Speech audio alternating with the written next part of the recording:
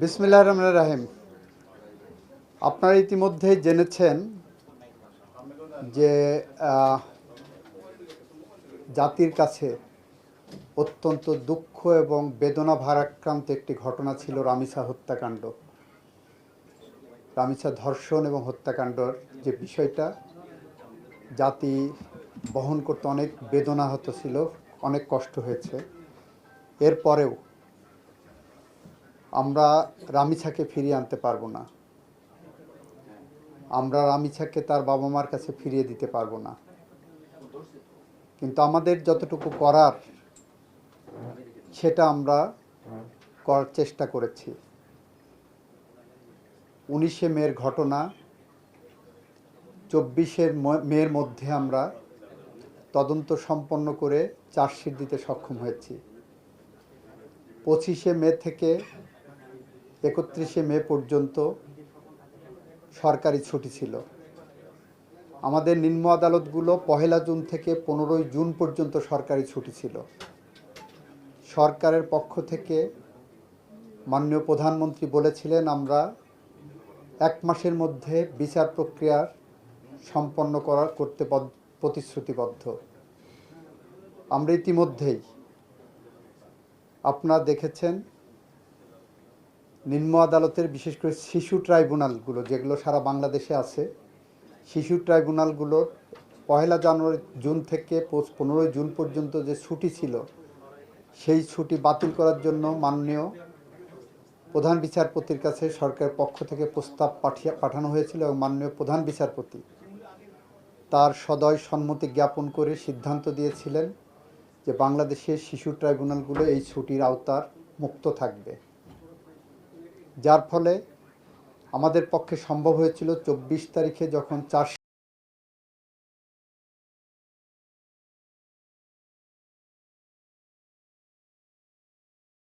CMM আদালত থেকে সংশ্লিষ্ট ট্রাইব্যুনালে যাই। 24 তারিখে ট্রাইব্যুনাল আপনার 1 জুন চার্জ ফ্রেমের জন্য দিন ধার্য করেন। এর মধ্যে অন্য কিছু ফর্মালিটিস থাকে, যার একটি হলো আসামি পক্ষ কোনো আইনজীবী দেয়নি বা ঢাকা বারের সিদ্ধান্তের কারণে কোনো আইনজীবী আসামি পক্ষের দাঁড়াতে হয়তো সম্মতি দেননি। যে আইনে মৃত্যুদণ্ড থাকে আমাদের বিধান হলো রাষ্ট্রপক্ষ থেকে আসামি পক্ষকে একটা আইনজীবী দেওয়ার। আমরা 24 তারিখে বিশেষভাবে রাষ্ট্রপক্ষে একজন আইনজীবী নিয়োগ করেছি, যাতে করে ন্যায় বিচার প্রশ্নে কোনো প্রশ্নবোধক চিহ্ন না থাকে। সেই প্রেক্ষাপটেই 24 তারিখেই আমরা রাষ্ট্রপক্ষে আইনজীবী নিয়োগ করেছি আসামির জন্য।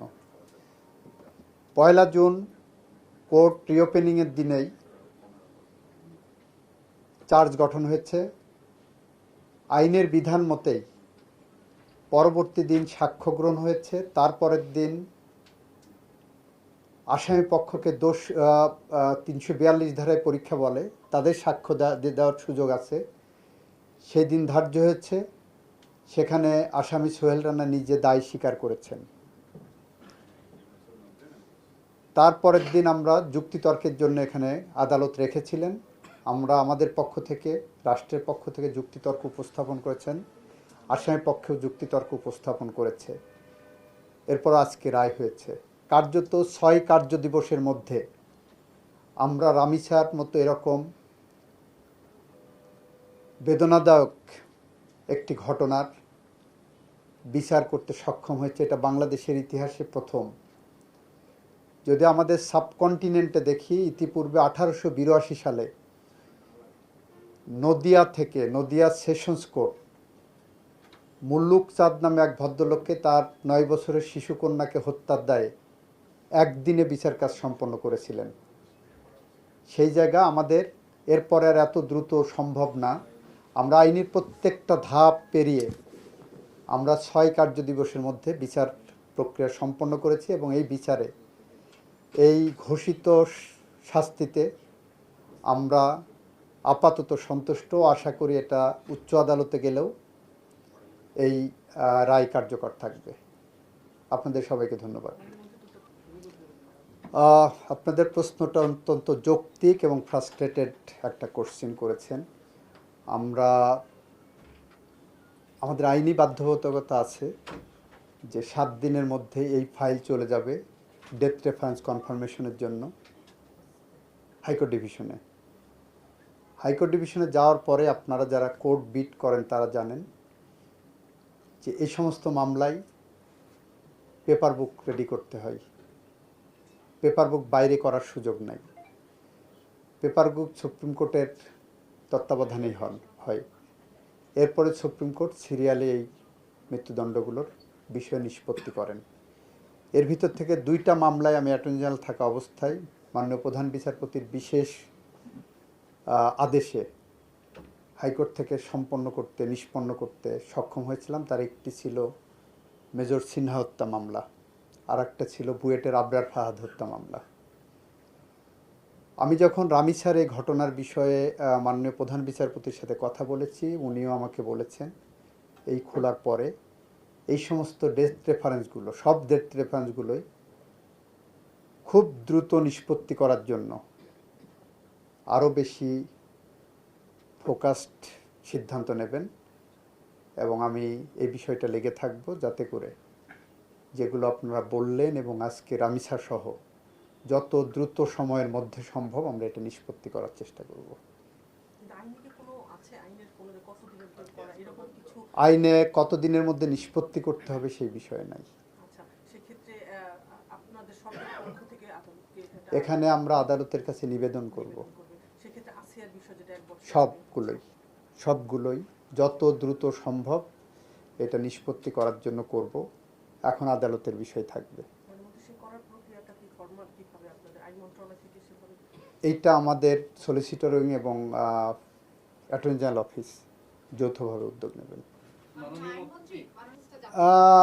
এইটা কার্যকর না হওয়াটা যেমন একটা ফ্রাস্ট্রেশনের জায়গা, আবার এই কারণেই যে ঘটনা ঘটছে সেটা আপনারা হয়তো কেউ কেউ বলতে পারেন, কিন্তু আমার কাছে মনে হয় না যে সম্পূর্ণ সেইটাই কারণ। এটা ওয়ান অফ দ্য রিজনস হতে পারে, কিন্তু এইটাই একমাত্র কারণ না। এটা আমাদের সোশ্যাল কনটেক্সট সহ মানুষের যে কি বলে, ধরেন সোহেলের কথা যেটা ধরছি, এই যে রামিসা হত্যাকাণ্ড, এরা তো মানসিকভাবে অপরাধী, কত বড় ক্রিমিনাল চিন্তা করেন। এরকম একটা ঘটনা ঘটিয়ে 164 করেছেন, এরপর বিচারকে অন্য খাতে প্রবাহিত করার জন্য মামলার রেকর্ডে যা নাই এরকম আরেকজনকে টেনে এনে ওর উদ্দেশ্যই ছিল যে বিচার প্রক্রিয়াটা কতটা বিলম্বিত করা যায়, মানুষ ভুলে যায় কিনা, মানুষ তার এটার থেকে দৃষ্টি অন্যদিকে নেয় কিনা। কিন্তু আমরা আমাদের বিচার প্রক্রিয়ায় যেমন ফোকাস ছিলাম, আমাদের সামনে যা কিছু ম্যাটেরিয়াল ছিল আমরা সেইগুলো সামনে নিয়ে এগিয়ে গেছি। আমাদের ক্ষেত্রেও তাই করেছি। আপনারা দেখেছেন আমরা এই সংসদে একটা আইন পাশ করেছি, শিশুর প্রতি সহিংসতার যে আদালতগুলো, এগুলো কিন্তু আগে নারী ও শিশু নির্যাতনের কমন জায়গায় যেত, যেগুলোতে আপনাদের এটা অন্তর্বর্তী সরকারের সময় অর্ডিন্যান্স করা ছিল, আমরা আইনেও এটাকে রূপান্তর করেছি। সেখানে নারী ও শিশু নির্যাতন আইনের মধ্যে যৌতুকের মামলা, আপনার যৌতুকের জন্য নির্যাতনের মামলা, অর্ডিনারি কেসগুলো যেত, সেখান থেকে বের করে এনে আমরা এটাকে এক্সপার্ডাইট করার জন্যই শিশুর প্রতি সহিংসতার যে আদালত, সে আদালতগুলো আমরা প্রতিষ্ঠা করেছি। আমাদের এটা চেষ্টা করছি, এখন তো আমাদের চেষ্টার ত্রুটি নাই, আপনারা দেখছেন। আপনার কি করণীয় আছে আমাদেরকে যদি সাজেশন দেন, আমরা চেষ্টা করছি, কিন্তু আপনাদের কোনো সাজেশন থাকলে আপনারা দেন আমাদেরকে, আমরা সেই সাজেশন নিশ্চয়ই বিবেচনায় নেব। আপনি, আমরা সবাই চাই যে আমার সমাজ ব্যবস্থা থেকে, আমার রাষ্ট্র ব্যবস্থা থেকে এই ধরনের অপরাধ, জঘন্যতম অপরাধকে আমরা সরিয়ে ফেলতে চাই।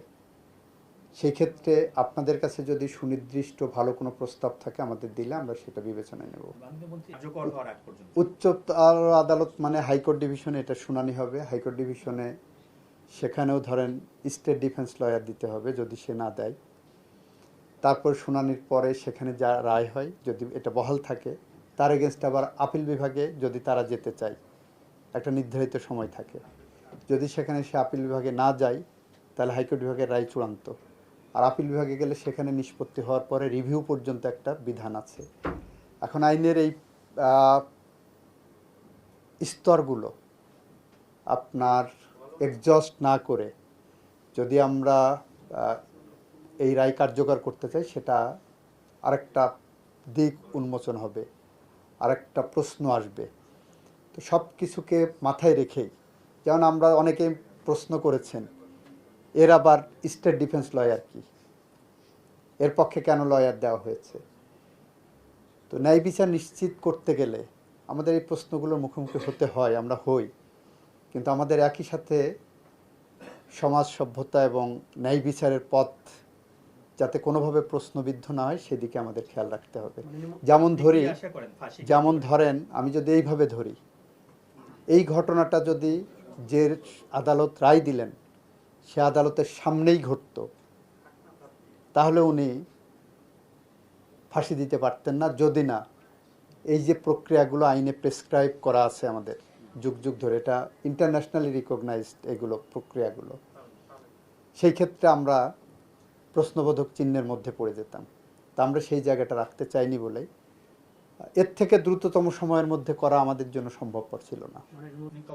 এই আমার প্রত্যাশা আগামী 3 মাসের মধ্যে করা সম্ভব, যদি সুপ্রিম কোর্টের সংশ্লিষ্ট বেঞ্চ এটাকে প্রায়োরিটি দিয়ে শুনানি করেন। আশা করি সুপ্রিম কোর্ট, কারণ আজকের এই যে ফার্স্টটাকে সরকার একা করেননি, আপনাদের মাথায় রাখতে হবে যে মাননীয় প্রধান বিচারপতি যদি 15ই জুন পর্যন্ত এই মাননীয় বিচারকদের যে ছুটি ছিল সেই ছুটি বাতিল না করতেন, তাহলে এই ফাস্ট ট্র্যাক করা সরকারের পক্ষে সম্ভব ছিল না।